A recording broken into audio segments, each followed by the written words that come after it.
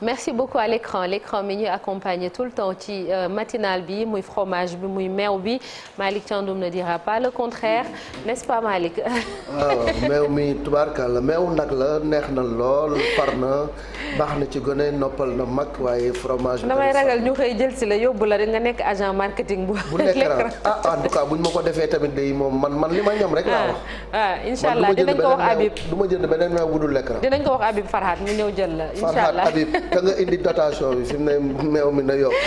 Charles ñëw na Charles bonjour Charles maa ngi lay nuyu di la ziar. waaw delloo ziar bu baax a baax di namoon naa leen nuyu suñu téléspectateurs yi ak suma xarit Malick. namoon naa la lool. waaw Malick si diggante bi. waaw Malick dafa mel ni yéen wala yéen a ngi door a gisee de waa depuis le congé bi absolument. dama noppalu nag dama noppalu de waaw noppalu de maa ngi woon ca kii yu sedd ya. ci Petite Côte bi. maa ngi woon Petite Côte. non foofu kay am Youssou man ba mu woowee nii fii ba kii am na noppalukaay ba léegi. man fii rek laay noppalu. waaw kay dem ma fenn. vacances yi noonu fay dem kon Petite Côte. waaw yi Petite Côte wala île du Saloum. foo ci dem baax na. Charles waxoon ne dinañu yóbbu fële ci Sénégal oriental ñu ngi xaar ba tey xam naa dañuy xaar. vacances collectives ñu mën a dem. waaw bu ñu def anniversaire émission bi. mi ngi noonu nañ ko déggee noonu moo taal c'est dans moins d'un mois incha allah kon ñu ngi xaar xaj na dinañ def excursion. boobu kenn du ko defee fii de. anniversaire moom laay wax ni déggoo ma ne Charles nee na dinañu yóbbu Sénégal oriental. donc on attend ak ki ci ginnaaw bi yow ngeen xam ne. anniversaire ak ki ci wetu Mortala. ak ki ci wetu Mortala anniversaire bi defee wuñ ko fii anniversaire day saf anniversaire. Absolument c'est dans moins d'un mois incha allah dans moins d'un mois. ñu egsi ci jàngat bi alors Charles elle fait l'actualité depuis un moment muy Aminata Touré tey ci moom nga bëgg a taxaw tuuti waaye yow li nga ci jàngatee mooy Aminata Touré c'est un cheveu sur la soupe politique yow loolu nga gis. pour lan cheveu dans la soupe politique parce que def actualité mais actualité mën nga ko def de plusieurs manières mais en politique quelle que soit la manière na nga bokk ci actualité bi. déjà loolu c'est benn doon boo xam positive ou pas. voilà déjà nekk nañu wax ci yow déjà kooku en politique dafa doon loo xamante ni lu am solo la ñun déjà il y a plusieurs années de ça amoon na qui n'est plus de ce monde mais amoon na benn grand politique boo xamante ne daal doon ne na ngeen wax ci man rek bu baaxul bu ki tel leen wax ci man maintenant moom boo ko waxee tam mais lu muy defee aussi l'actualité kooku surtout foofu la ñuy gën a mën a taxaw elle fait l'actualité mais comment fait-elle l'actualité c'est quand même assez intéressant bu ñu xoolee bu baax ça veut dire que depuis quelque temps waxatuñu keneen ku dul moom ci langue politique donc dafa ñëw ci espace ba jël na espace ba gonflé na ba jël espace bi yëpp ba nga xamante ne ñeneen ñu kenn ci wax ci ñoom pourquoi loolu dafa pourquoi et comment pourquoi moom dafa am solo parce que bu ñu xoolee moom déjà mu ngi ne Mimi 2024 déjà fii ak 15 mois elle s'installe dans le temps et dans l'espace déjà le pourquoi on sait que 2024 taxaw na comment mu ngi koy defee occuper espace bi en posant des actes et en mettant loo xamante ne ça pousse à réflexion quand bien même nit ñi mën nañ taxaw ku ci nekk gaaw wax mais réflexion faw mu am ci kawam bu ñu xoolee par exemple la dernière sortie en date mooy proposition de loi ga mën nañ wax lu ñu ne ku mu neex wax lu ko neex mën nga toog nga ne oui elle est en train de poser ce qu'on appelle lu ñuy wax par exemple tubaab délit de faciès ñu ne ko délit d'alliance wala délit de familial wala yu demee noonu ku nekk mën nga wax lu baax a baax mais elle pousse une réflexion beaucoup plus loin balaa ngay ñëw di ne proposition de loi fu muy jaar assemblée nationale wala bind président de la république nga xam am na liggéey boo xamante ne balaa nga dugg ci affaire boobu mu doon affaire bu technique ak fonctionnement organisation assemblée nationale da ngay taxaw ci moom acte ba mu posé pourquoi mu posé ko ci ay dëkk africain yoo xamante ne justement le rapport famille pouvoir dafay poser problème amul dëkk Afrique boo xamante ne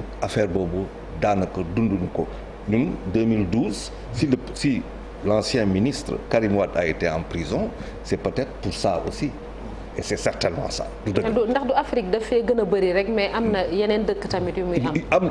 am na yeneen dëkk yu mu am na États-Unis gis nañu États-Unis gis nañu doomu président nekk président.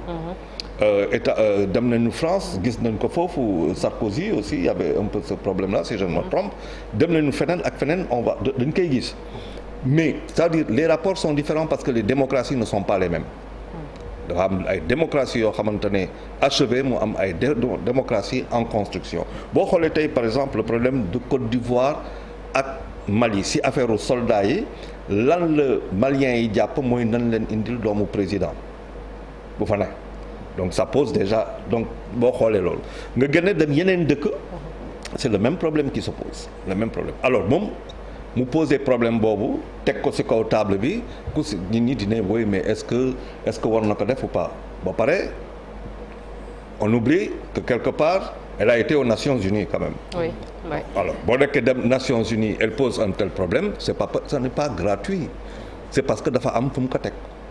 Eh bien fu mu ko teg pour avoir été aux Nations Unies connaissant les Nations Unies il y a une organisation aux Nations Unies qui justement munoo pour bu ñu lay recruter faw. absolument doo wax sax ni am nga fa mbokk wala am y a des conditions. Oui, il y a des conditions. Et conditions yooyu bu fekkente ne existé na nekk ci biir une organisation du système des Nations Unies Sénégal ratifié ko mun nga teg problème bi ce n'est pas idiot donc ça veut dire que ça peut du moment que le Sénégal léegi nag c'est une réflexion c'est une base de réflexion pour empêcher justement que lu fi xewoon xewaat par rapport au président wala luy xew Afrique donc réflexion bi teg na ko ci kaw table bi mais la réflexion elle va beaucoup plus loin elle touche quand même une Afrique nouvelle avec plus de 50% de la population moins de 15 ans 77% moins de 35 ans à qui elle parle. Donc ça veut dire un débat est en train d'être posé et nous avons d'un côté le président de l'Union africaine di représenter ay présidents ay pays mais ay présidents ñoo xamante ne ils ont des soucis justement de gestion de leur pays par rapport à ces rapports familiaux benn mais deuxièmement ñu amaat yeneen problème mooy l'attente justement de la jeunesse africaine qui aussi regarde et dénonce cette affaire-là donc elle pose un sérieux problème au président benn de l'Union africaine la CEDEAO bu am problème actuellement sur le problème du Mali de la Côte d'Ivoire et du Burkina Faso qui n'a pas été accueilli en tout cas qui a été accueilli avec des manifestations donc c'est un problème de principe qui est en train d'être posé faaw ko léegi nag ñu taxaw au-delà ñuy toog di dem ci ay considérations personnelles di ko teg ci kaw nit ki il y a un problème de réflexion profond qui est posé il va falloir maintenant qu'on s'y arrête. loi boobu mi proposé pour mu jàll moom ça va être très très difficile est-ce que posé wu ko rek pour que nit ñi bàyyi xel ci ñi nga xam ne jege ñaar président lañu mbokku soxna président lañu ñu dénk leen ay mbir te yorin ba xaw a tey xel.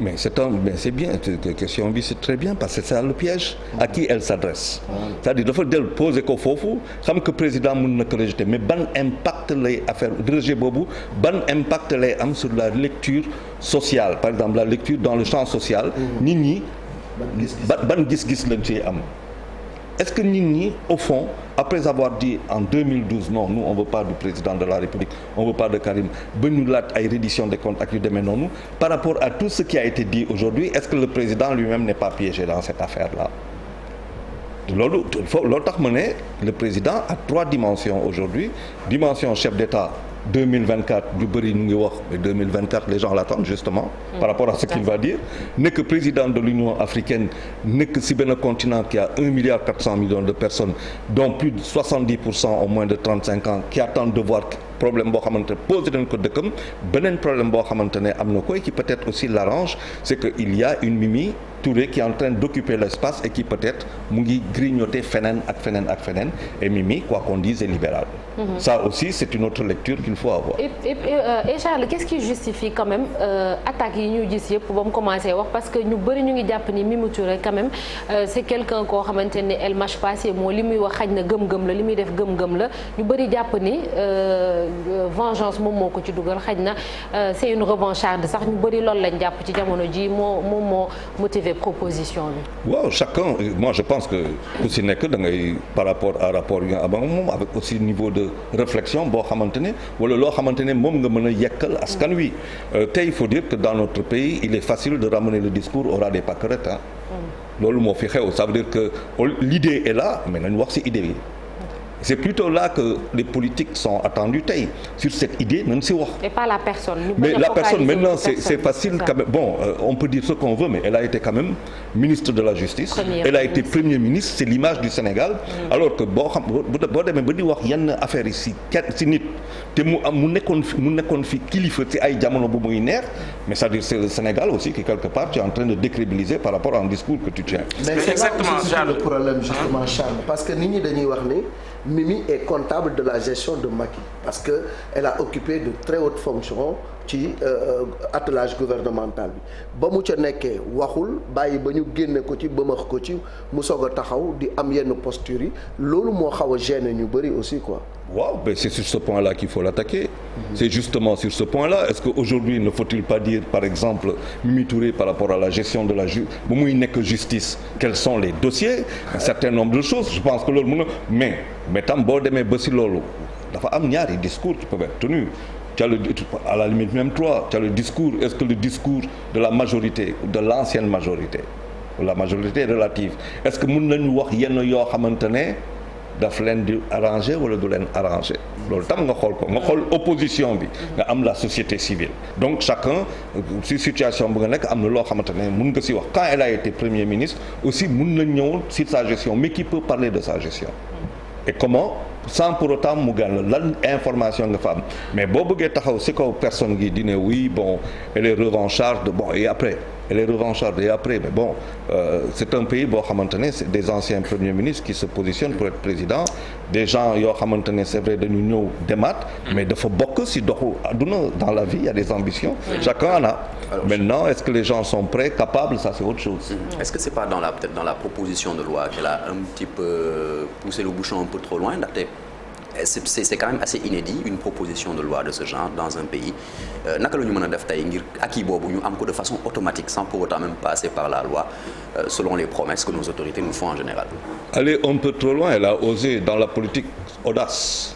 La politique c'est de l'audace aussi. Quand même. Elle est audacieuse. Elle a fait montre d'audace. kooku elle a osé.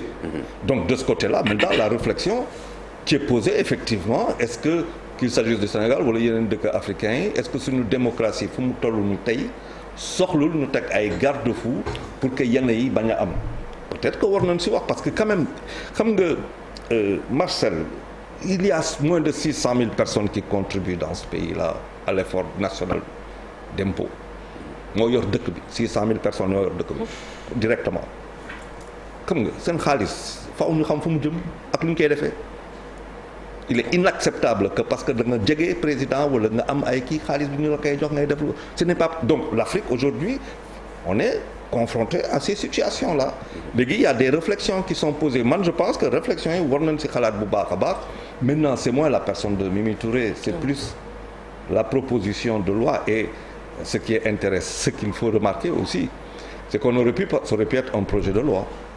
Mais Charles proposition c'est devenu une proposition de loi donc ça fait réfléchir aussi. mais lan la gën a jege exactement donc ndax bëgg askan wi bàyyi ko xel wala bokk mu xajamal li nga xam ne moom moo di doxalinu ku njiit mu réew mi lan la gën a jege ci ñaar yi. non ñaar yi la ça veut dire que tey moom tey elle a un combat boo xamante ne mooy que il est hors de question que président de la République dem 2024 moom la njëkk a teg ci kaw table bi la première chose c'est d'abord attaquer le président sur le terrain de 2024. Deuxième chose, il faut occuper l'espace et accélération de particules mooy fii ak 15 mois dafa gàtt.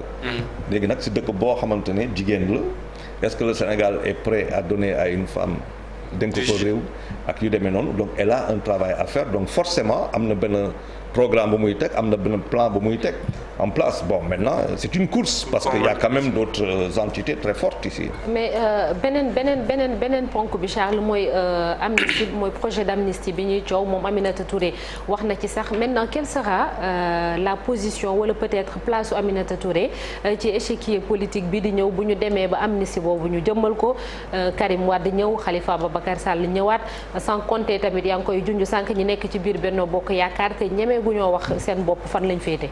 waaw justement mon position par rapport à l'amnistie c'est très intéressant à savoir Déjà, elle n'est pas d'accord.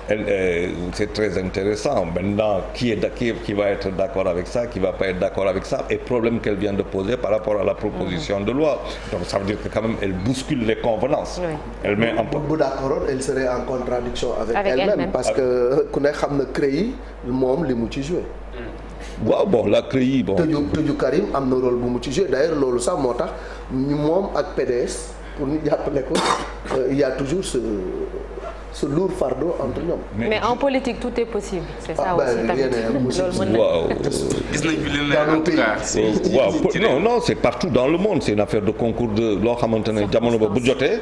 son concours de circonstances quand on arrive en 2024 est-ce que c'est les libéraux qui restent au pouvoir ou est-ce que c'est une inconnue qui arrive comment dire Ousmane Sonko une inconnue politique qui arrive au pouvoir ça est-ce que c'est les socialistes qui reviennent au pouvoir loolu yëpp c'est parce que sénégalais yi ba léegi on ne votait pas des systèmes ñun bu ñu jëlee quand en choisissant Abdoulaye Wade on a choisi Abdoulaye Wade mais on a dit au revoir au socialisme jël Abdoulaye Wade mais est-ce qu'on était prêt pour le libéralisme qu'Abdoulaye Wade apporte est-ce que suñu dëkk écoutez de 2000 à 2022 quand on regarde ba léegi ñu ngi wax problème d'emploi est-ce que le secteur privé s'est renforcé depuis quels sont les acquis du secteur privé ba nga xamante ne tey au lieu d'avoir moins de 600 000 comment dire personnes qui contribuent donc moins de 10% du code du fichier électoral qui choisit son président boo xoolee loolu en 22 ans de libéralisme est-ce qu'on a réussi quelque chose de ce point de vue les Sénégalais font des choix donc en 2024 quel choix ils vont faire choix de personne là ou le choix de système ça aussi et c'est justement parce que yóbbuñu discussion bi yóbbuñu le débat au niveau des idées et des offres on s'arrête au niveau des personnes et il est dommage que dans ce que j'entends jusqu'à maintenant demuñu si loo xamante ne moom mooy idée ba moom mooy projet ga wala moom mooy offre ga donc on s'arrête sur Mimi et les revanchards et tout ça rapporte en tout cas ça me nourrit pas moi personnellement. et puis maa ngi ko wax sànq tamit y a des ñi nga xamante ne dañoo nekk jamono ji ak président Macky Sall xañ na bëgg nañoo dem mais ñemewuñ ko wala bëgg nañoo wax wala am nañu ay ambition ñemewuñ koo wax ndax gis nañ ñenn ñi li leen ci fekk tamit ndax duñu ñëw jege ko tuuti wala dañuy des wala. bon boo xoolee bu baax yenn charge de travail yoo xamante ne privature. quand même par exemple boo demee au niveau du Premier ministre c'était pas là depuis quasiment 2 ans. Donc il faut tout remettre en place. D'abord il faut tout remettre en place primature il faut tout remettre en place. Le temps de la remise en place c'est pas une baguette magique da ngay fëgg nii mu ñëw nii donc c'est quand même du temps pour tout remettre en place. Après une charge de travail est-ce que charge de travail boobu dina may Amadou Ba mu mun a am possibilité mun a ñëw 2024 c'est peut-être pas évident maintenant tout dépend aussi du président de la République nga xamante ne son projet ba léegi waxu ko est-ce qu'il a quelqu'un qu'il veut proposer ou bien moom day demal boppam par rapport à une situation qui peut être très compliquée maanaam bu ñu fa àggee tout sauf Sonko loolu yëpp c'est des perspectives te man gisuma tey au lieu comme nit ñi duñu porter idées yi les gens s'arrêtent au niveau des personnes gisuma koo xamante ne à part Mimi Touré qui a posé un acte gisuma dans l'entourage du président koo xamante ne am na dayo boobu am na leadership googu pour justement taxaw ne day demal boppam dans l'entourage du président il faut je ne l'ai pas vu. Et Mimi est clair Mimi moom c'est clair que moom horizon 2024 la jëm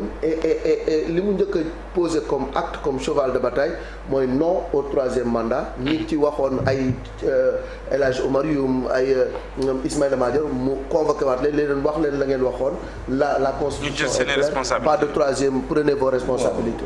waaw évoquer le 3e mandat tey xanaa nit ñi amnésique par rapport à ce qu'ils ont dit avant mais proposer conseil c'est une insulte à l'intelligence des Sénégalais te Sénégal te président man je suis convaincu que président fu mu ne nii son projet lu muy dox nii son projet c'est proposer une alternative mais comme ñun duñu yóbbu affaire ba si on peut s'attendre à un revirement de situation Mimi Touré justement candidate pour Benno Bokk Yakaar mais c'est pour 2024. Mais en fait le président tout ce qu'il veut c'est des garanties et quelqu'un qui battra Sonko aux élections et qui sera président au 2e tour. Ça veut dire c'est certitude bon c'est ce qu'il veut est-ce que c'est une certitude maintenant c'est des calculs quelle est la personnalité politique qui aujourd'hui en 15 mois peut poser des actes pour gagner la confiance des Sénégalais en comptant sur des erreurs yoo xamante ne Ousmane Sonko dina ko mën a def président boppam su bëggee dem boppam bëgg forcer pour dem boppam mais il est évident que très bien. Juste pour terminer Charles est-ce que malgré tout xañ na moom am na ay principes am na lu muy doxalee est-ce que quand même c'est une raison suffisante pour vouloir la déchoir de son poste de député? C'est un débat interne ñoom seen biir. Oui, parce que y a des spécialistes du droit parlementaire ñi convoqué ay articles ne bokkul situation yi ñuy wax jurisprudence yooyu ñuy wax bokkul ak kaw Mimi Touré. waaw man s'il y a boo xamante ne pour dire la vérité. si les spécialistes du droit. ñoo xamante ne bon vraiment sur des questions essentielles comme la constitution qui n'arrivent pas à s'entendre. Sur des questions aussi essentielles que cela c'est des gens. Je dis avec beaucoup de respect que j'ai pour eux, mais vraiment je mets en doute beaucoup de choses. Il y a un problème de fond, il y a des problèmes de forme. Il y a des problèmes de fond, il y a des problèmes de forme. Quelqu'un comme Pape Diop a été élu sur la base d'un programme dit de l'opposition. Il est aujourd'hui dans la majorité. Que dit la loi sur ça? mais parti la ñu wax apparemment parti loi électorale parti la ñu wax. boo bàyyee ko sa parti par exemple tey ji Aminata Touré ak coalition Benno Bokk Yaakaar la àndal dem ba ma nekk député bu newoon tey ji démissionné naa bàyyi naa foofu yëpp xëy na ci la ñu bàyyi. mais est-ce qu'elle a démissionné? c'est ça non voilà. Elle n'a pas démissionné du parti. Elle a démissionné du groupe parlementaire. Elle a démissionné du groupe parlementaire. C'est pas parce qu'on démissionne du groupe parlementaire qu'on est exclu de l'Assemblée nationale. Absolument. Par contre, en démissionnant du groupe parlementaire, on devient député indépendant. Voilà. C'est ce que disent les textes. C'est pour cela qu'on avait dit ici, Mimi Touré, de potentiel président de l'Assemblée nationale, à député indépendant. Ça veut dire que les gens n'ont pas vu venir. Oui, c'est ça. Merci beaucoup. Merci Charles pour jàngat bi léegi dañuy jàll ci ponk bu mujj ci matinal bi.